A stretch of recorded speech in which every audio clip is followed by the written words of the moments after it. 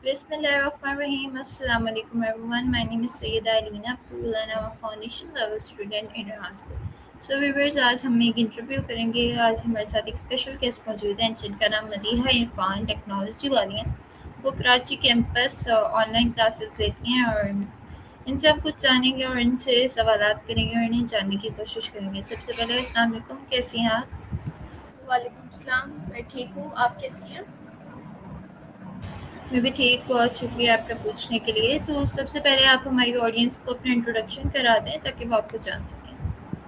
Okay, मेरा नाम Madiha Irfan technology वाली है और मैं कराची में रहती हूँ। मैं रेहान स्कूल से ऑनलाइन क्लासेस लेती हूँ। मुझे 2 ढाई महीने हो गए हैं क्लासेस लेते हुए और मैं बैच 3 से हूँ।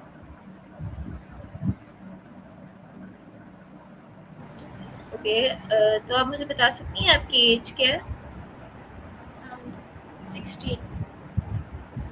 ओके, तो मेरा अगला सवाल आपसे यही है कि फ़िलहाल आप इसी स्कूल में हैं या आप ट्रेडिशनल स्कूलिंग में भी जा रही हैं? मैं ट्रेडिशनल स्कूलिंग में ही जा रही हूँ। अभी मैं कॉलेज में हूँ तो वो स्टार्ट नहीं हुआ, तो अभी मैं कोचिंग जाती ओके, तो आपने ये आपको इस स्कूल के बारे में कैसे पता चला? हूँ। मुझे तो मेरे फादर जिसने ज्वाइन कराया है उन्हें फेसबुक पे रेहान सर की वीडियोस से पता चला। उन्हें ये स्कूल काफ़ी अच्छा लगा तो उन्होंने मुझे यहाँ पे एडमिशन करवाया।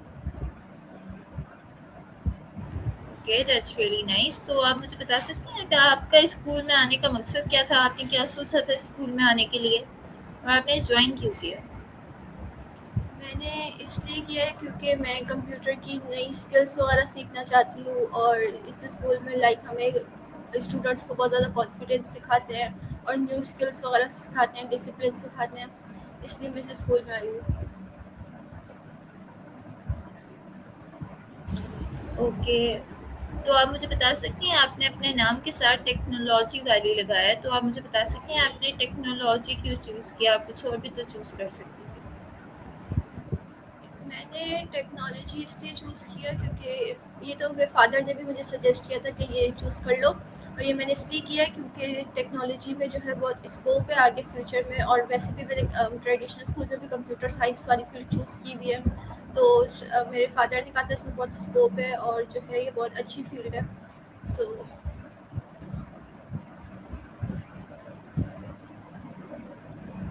ओके, बहुत अच्छा वाला आपने चूज़ किया। तो आप मुझे बता सकती हैं कि अभी आपने आपने मुझे बताया कि आपको 2 मंथ्स हो चुके हैं स्कूल में, तो 2 मंथ्स में आपने क्या कुछ सीखा है? मैंने स्टोरीज बनानी सीखी है एआई से, और जो है मैंने कैनवा पोस्ट बनाना सीखा है, सॉन्ग बनाना सीखा है। एंड मैंने और भी जो है जैसे मैंने कोडिंग चीज़ें भी सीखी हैं। तो ये सारी चीज़ें मैंने सीखी हैं और इसमें बाकी इंटरव्यूज़ वगैरह लेना सीखे हैं, टेडेक्स वीडियो। ओके, तो आप मुझे बता सकती हैं अभी तक आपके टोटल कितने टास्क हुए हैं? अभी मेरे 50 तक मतलब कंप्लीट है, बस कुछ इसमें से 3 4 टास्क नहीं हुए हुए। और उसके अलावा 50 के अलावा मेरे 50 से 100 तक कुछ कोडिंग वाले टास्क भी कंप्लीट है। ओके, तो बहुत अच्छी बात है। तो आप मुझे बता सकती हैं कि आपने इंटरव्यूज़ और माया किया होगा एआई सेशन, तो आप मुझे बता सकती हैं उससे क्या फ़ायदा होता है स्टूडेंट्स को जब वो एआई सेशंस या माया करते हैं तो?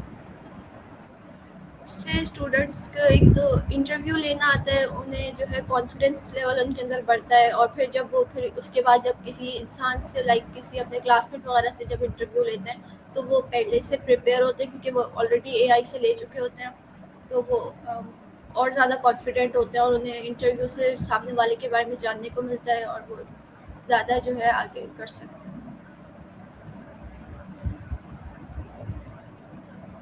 ओके, ये तो आपने बिल्कुल सही कहा। स्कूल में आने के बाद मतलब इसी वजह से बच्चों के अंदर, स्टूडेंट के अंदर कॉन्फिडेंस डेवलप होता है। तो अब आप मुझे बता सकती हैं कि जब आप फर्स्ट आपने क्लास ली थी ऑनलाइन, तो आपका पहला दिन स्कूल के साथ कैसा गुजरा? सबका बिहेवियर आपके साथ कैसा था और आपको कुछ डिफरेंट लगा या नॉर्मल ही लगा?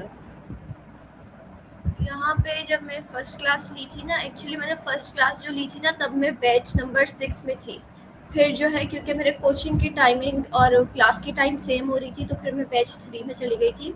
सो उसमें मेरा दोनों बैच में जो है मेरा फर्स्ट डे काफ़ी अच्छा रहा और टीचर्स स्टूडेंट्स सब बहुत अच्छे थे और बिल्कुल लाइक अलग नहीं लगा, बहुत फ्रेंडली माहौल था।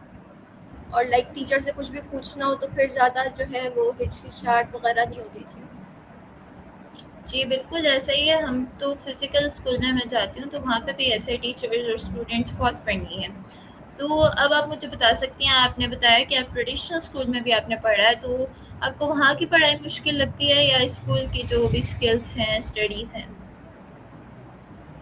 ट्रेडिशनल की ज़्यादा मुश्किल है क्योंकि वहाँ हमें प्रैक्टिकल चीज़ें नहीं सिखाई जाती जो रेहान स्कूल में सिखाई जाती हैं, जो फ्यूचर में काम आने वाली हैं। हमें वहाँ पे सिर्फ लाइक याद करवाया जाता है, रट्टा लगवाया जाता है और मेन स्किल्स पे फोकस नहीं किया जाता, तो वो हार्ड है इसके मुकाबले। ये बहुत ईजी और अच्छा है। जी, एग्ज़ैक्टली बिल्कुल ऐसा ही है। वहाँ पे बस रट्टा सिस्टम होता है, जो याद किया होता है वही देना होता है। जी। जी, तो आप मुझे बता सकती हैं कि स्कूल में कहा जाता है यहाँ पे हर बच्चा कमाता है, तो आप मुझे बता सकती हैं ये बात सच है या नहीं है ऐसा? अभी तो मैं तो अभी फाउंडेशन लेवल में हूँ, लेकिन ऐसे हम कहते हैं, सुना है कि जो है ना लेवल 1 से जो है इनकम स्टार्ट हो जाती है जब अपने अपने बैच खोलते हैं, तो उस लिहाज से या फिर जो टास्क वगैरह करते हुए तो मुझे लगता है होती होगी, लाइक थोड़े से स्टार्ट होके आहिस्ता आहिस्ता बढ़ती रहती होगी। जी, बिल्कुल सही कहा आपने, अर्निंग होती है। तो आप मुझे बता सकती हैं जब आप स्कूल में थी तो आपका फ़ेवरेट सब्जेक्ट कौन-सा था? मैथ्स। मैथ्स मुझे लाइक सॉल्व क्वेश्चन आ रहा हो तो समझ में आ रहा हो तो सॉल्व करने में मज़ा आता है, लाइक अच्छा इजी लगता है। ओके, तो ऐसा कौन-सा सब्जेक्ट था जिसमें आपको मुश्किल पेश आती थी? फिजिक्स। फिजिक्स थोड़ा ओके, लाइक हार्ड होता था। तो आप मुझे बता सकती हैं ट्रेडिशनल स्कूल और रेहान स्कूल में क्या डिफ़रेंस है?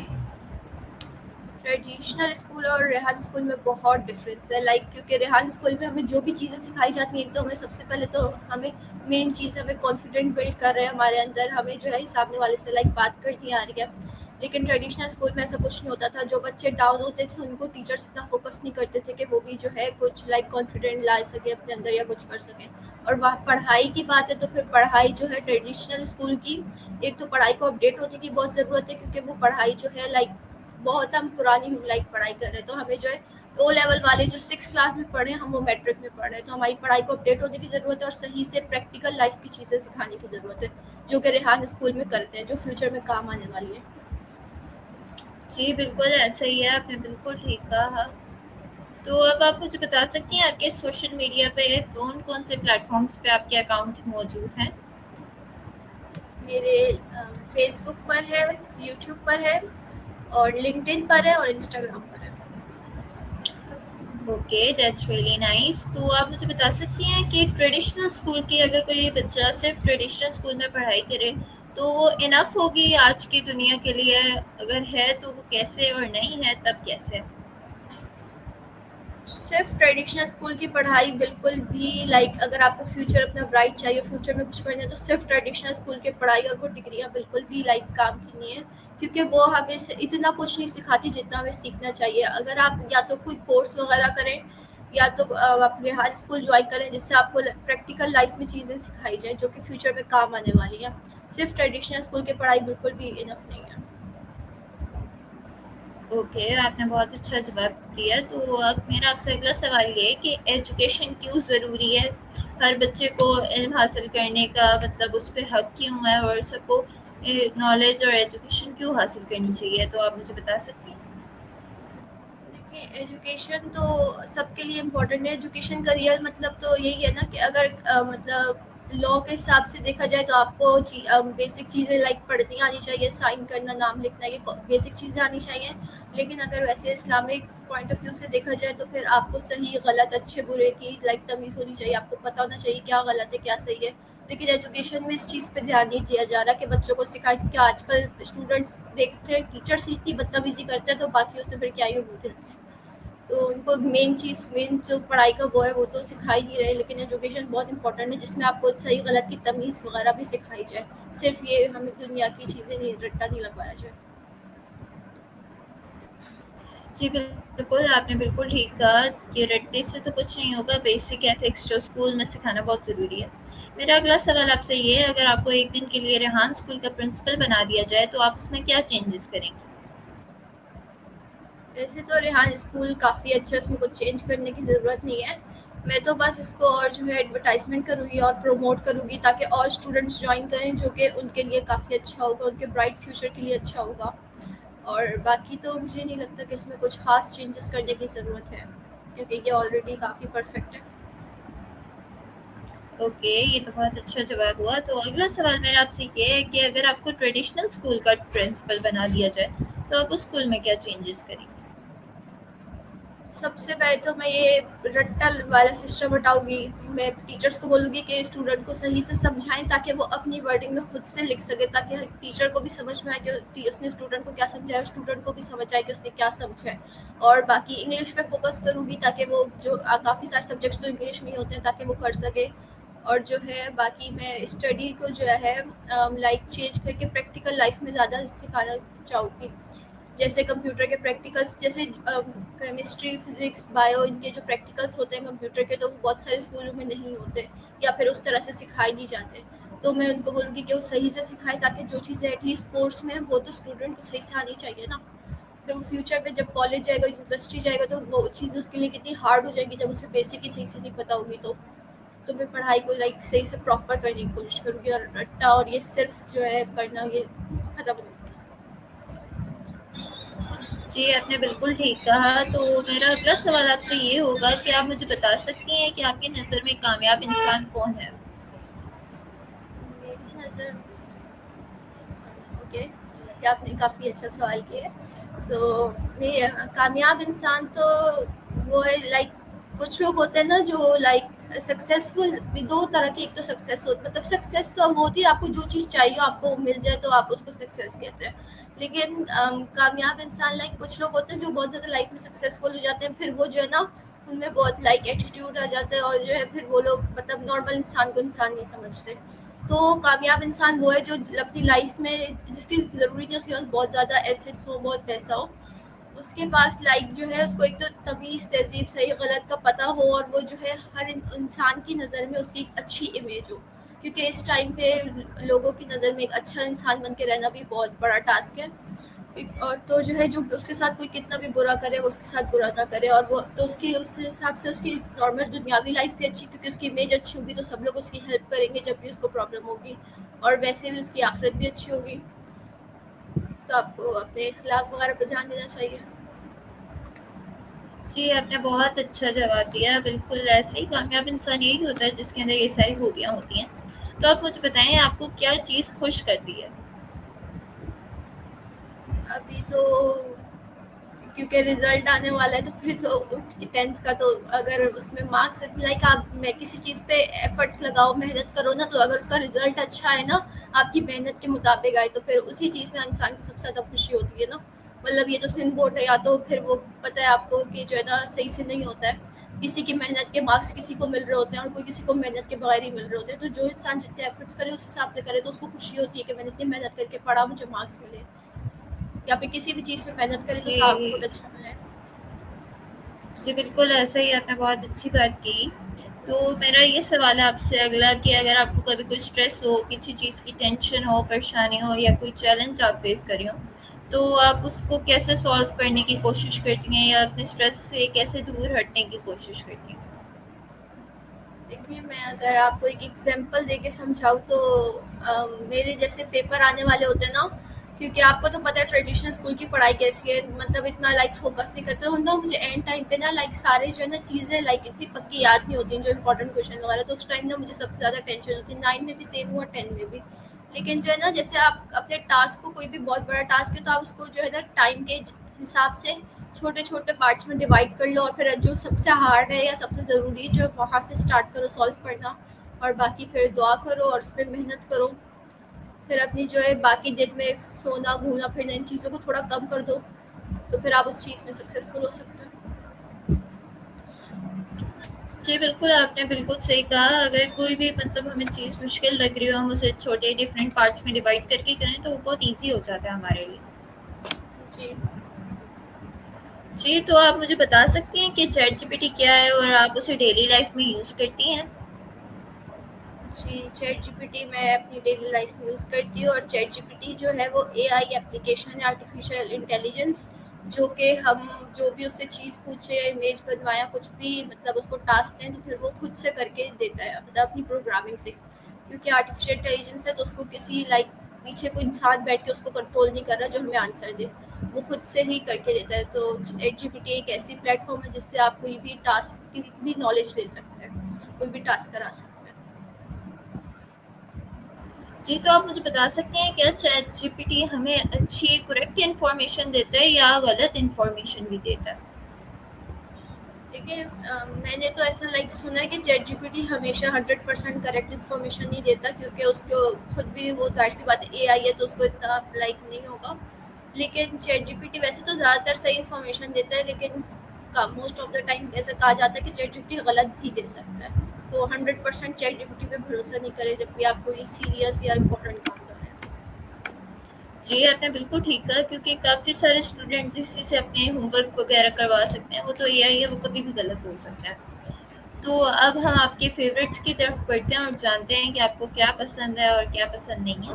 तो मुझे बता सकती हैं कि आपके कौन से 3 फ़ेवरेट कलर्स हैं? थ्री फेवरेट, एक तो पिंक, रेड और black. Okay, that's really nice. तो आप मुझे बता सकती हैं आपको खाने में सबसे ज़्यादा क्या पसंद है और वो क्यों पसंद है? मुझे एक तो बिरयानी पसंद है और मुझे पिज़्ज़ा पसंद है। और वो इसलिए क्योंकि पिज़्ज़ा जो है वैसे उसमें मतलब नॉर्मल चीज़ हो ना तब बहुत ज़्यादा चीज़ हो तब अच्छा नहीं लगता। नॉर्मल फ्लेवर उसमें हो ना तो उसमें बहुत ज़्यादा वेजिटेबल्स होते हैं और डिफरेंट फ्लेवर्स होते हैं, इसलिए अच्छा लगता है। जी, बिल्कुल ठीक कहा, पिज़्ज़ा तो फ्लेवर्स का ब्लास्ट होता है और बहुत मज़े का होता है। काफ़ी स्टूडेंट्स को पिज़्ज़ा बहुत पसंद होता है। तो मेरा आपसे नेक्स्ट क्वेश्चन ये है कि आपको कौन-सा कंट्री आपका बहुत फ़ेवरेट है और जहाँ आप जाना भी चाहती हैं? जैसे पाकिस्तान, मुझे मैंने अभी तक पाकिस्तान भी पूरा नहीं घूमा है, तो फिर एक तो मुझे पाकिस्तान पूरा घूमना है, पाकिस्तान मुझे बहुत पसंद है। और इसके अलावा मुझे सऊदीया बहुत पसंद है, सऊदीया और लंदन, मैं वहाँ जाके घूमना चाहती हूँ। ओके, आपका बहुत अच्छा जवाब है। तो अब मैं जानना चाहूँगी कि आपकी हॉबीज़ क्या हैं? फ्री टाइम में क्या कुछ करना पसंद करती हैं? और अपने फ्री टाइम को कैसे स्पेंड करती हैं? ओके, सो अभी तो मेरे कोचिंग चल रही है और रेहान स्कूल, तो अभी तो उसमें कोचिंग अभी स्टार्ट हुई है ना, कुछ टाइम हुआ है, तो मेरे मुझसे थोड़ा सा काम ज़्यादा है, तो फिर मैं इतना फ्री टाइम मेरे पास होता नहीं है। लेकिन जो है वैसे मुझे स्केचिंग और ड्राइंग मुझे सारी चीज़ों में ही थोड़ा बहुत इंटरेस्ट है, बाकी कुकिंग वगैरह में भी है। तो मुझे जब फ्री टाइम मिले और मतलब मैं कर सकूँ काम तो फिर मैं कर लेती हूँ। जैसे ड्राइंग वगैरह, मेरा भाई है छोटा तो उसकी सारी ड्राइंग का काम मैं ही करती हूँ। जी, तो आपने बताया कि आप कराची में रहती हैं, सिंध में रहती हैं, तो मैं आपसे जानना चाहूँगी क्योंकि हम इस्लामाबाद में रहते हैं, तो बहुत सारे लोग यहाँ पे कहते हैं कि कराची सेफ़ नहीं है, बहुत गंद है वहाँ पे, हर तरह के लोग हैं। तो आप मुझे अपने शहर के बारे में कोई ख़ास बात बताएँ, वहाँ की फ़ेमस जगहों के बारे में बताएँ और मुझे बताएँ किस हद तक सेफ़ है और किस हद तक नहीं है? मैं डिटेल्स जानना चाहती हूँ क्योंकि मुझे कराची जाने का बहुत शौक है। ओके, सो कराची की फेमस जगहों में तो कायद आज़म का मज़ार है यहाँ पे, और सी साइड्स वगैरह है, क्लिफ्टन का सी साइड है, और जो है एक मुझे इसका नाम नहीं आता, लेकिन एक वो भी है उसको दरबार कहते हैं शायद, वो भी है। और फेमस तो यहाँ पे और काफ़ी सारे और मार्केट्स वगैरह कुछ हैं जो समामा जैसे यहाँ पे बहुत फेमस है, तो फिर काफ़ी से मतलब ऑलमोस्ट सारे लोग ही समामा गए हुए होंगे। और जो है काफ़ी फूड स्ट्रीट जैसे दौराजी वगैरह ये भी बहुत फेमस है। और इसके अलावा जो है यहाँ पे सेफ कराची मतलब 50-50 कह लें आप, क्योंकि यहाँ पे आपको पता है कि यहाँ पे पूरी दुनिया दुनिया का तो खैर नहीं, मुझे इतना नहीं पता, लेकिन पूरे पाकिस्तान का सेफ्टी में सेम ही हाल चल रहा है। और बाकी गन तो इतना मतलब जैसे आर्मी वाला जो एरिया है ना, वहाँ पे जाएंगे ना तो वहाँ पे आप देखेंगे कि वहाँ की रोड बहुत अच्छी है, वहाँ पे साथ में ना ग्रीन बस अभी कराची में बन रही है ना, उसके लिए रोड बन रही है। तो वो जो है मतलब वहाँ पे भी रोड बन रही है, लेकिन वहाँ पे आर्मी वालों का जो एरिया है ना, वहाँ की रोड बहुत एकदम साफ है, आप जो है ना स्ट्रेट स्ट्रेट जा सकते हैं। लेकिन ये जो बाकी एरिया है ना, यहाँ पे रोड में इतना ट्रैफिक जाम होता है क्योंकि इतने उनको सही से काम नहीं करना आ रहा। इतने 3-4 साल से ये रोड बन रही है और अभी तक बन रही है। यहाँ पे एक पुल है जो 2 साल से बन रहा है और अभी तक लाइक वो बन ही रहा है, एक ब्रिज। तो यहाँ पे कोई काम पे इतना फोकस नहीं कर रहा, तो जिसकी वजह से एक्सीडेंट्स वगैरह भी जाहिर सी बातें होते होंगे क्योंकि इतने कंजस्टेड और यहाँ की रोडें भी इतनी ख़राब है। सिर्फ आर्मी वाले अपने पे ही ध्यान देते हैं। तो हाँ, पॉल्यूशन और गंद वगैरह तो है यहाँ। ओके, तो मुझे बहुत अच्छा लगा आपके शहर के बारे में जान के। तो अब हमारे इंटरव्यू का टाइम ख़त्म हो रहा है, तो मैं चाहूँगी आप एक अच्छी सी एडवाइस हमारी ऑडियंस को दे दें, जिससे उन्हें फ़ायदा हो और बहुत कुछ वो सीख सकें उससे। ओके, सो एक तो आप लाइफ में जो भी काम करें ऑनेस्टी से करें, क्योंकि इस टाइम ईमानदार लोगों की बहुत ही ज़्यादा कमी है। तो आप जो भी काम करें दिल लगा के करें, और जिसमें आपका इंटरेस्ट है आप वो काम करें। तो जिसमें इंटरेस्ट नहीं होता तो उस काम जाहिर सी बात है वो काम सही से नहीं होता, क्योंकि आपका दिल ही नहीं चाह रहा होता। तो आप जो इंटरेस्ट है उसमें करें, पूरी ऑनेस्टी से करें, डेडिकेशन से करें और कॉन्फिडेंस से करें, और हमेशा अपने आप पे पूरा भरोसा रखें, अपना बेस्ट दें और अल्लाह ताला पे भी भरोसा रखें कि आप ज़रूर कामयाब होंगे। जी, माशाल्लाह आपने बहुत अच्छी एडवाइस दी। मुझे बहुत अच्छा लगा आपसे बात करके। थैंक यू सो मच, आपने हमें अपना कीमती वक़्त दिया। सो व्यूअर्स, ये था आज का हमारा इंटरव्यू मदीहा इरफान टेक्नोलॉजी वाली के साथ। मुझे उम्मीद है आपको पसंद आया होगा। अगर अच्छा लगा तो लाइक, शेयर एंड सब्सक्राइब करें। मिलते हैं किसी नए इंटरव्यू में किसी नए गेस्ट के साथ। तब तक के लिए अल्लाह हाफ़िज़ एंड पाकिस्तान ज़िंदाबाद।